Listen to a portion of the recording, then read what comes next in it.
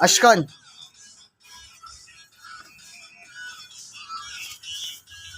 Uy, Annalyn, Oh, Jo, Gusto mo- Jomar.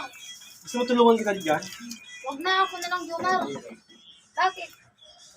Alam mo naman, simula pa lang ayaw na kitang mahirapan, kaya inalaga kitang mabuti. Ba't nandito ka? Kaya tulungan gusto. Huwag na, ako na. Kaya ko naman sarili ko to, ako na. Hindi, Huwag na, ako na, Jomar. Huwag na. Ako na maghuhugas. Ano ba kasi, Ba't nandito ka ba? nasa mga safe, di ba ginagawa mo hindi ka man lang tinutulungan? Hindi kasi, may pinagbabalitaan naman ako sa asawa ko. Grabe, no? Totoo ba yung balita? Na, Ashkan. Bakit? Ano bang balita kay XB? may kasama na siyang iba. Ano? Oo. Hayaan mo lang yun, ganun talaga yung lalaki na yun. Pag may kasamang iba, hayaan niya yung asawa niya. Grabe yun si XB? O, ba't nandito ka ba? Gagalit-galit siya sa akin, tapos ngayon, siya pala ng babae. Ano naling, gusto mo, balik ka na lang sa akin.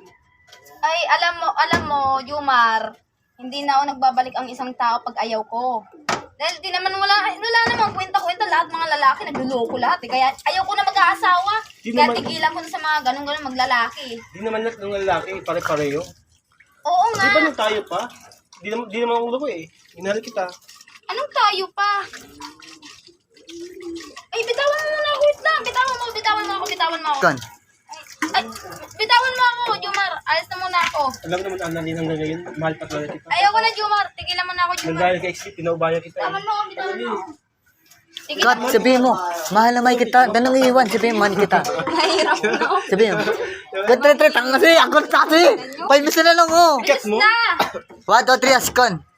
Alam mo naman, Annalyn, Tigilan mo ako. mahal na mahal kita, Annalyn. Anong man naman ayoko lahat mga lalaki nagluloko na sa akin kaya ayaw ko na sa inyo kahit sino man sa inyo lalaki naglalapit sa akin ayaw ko.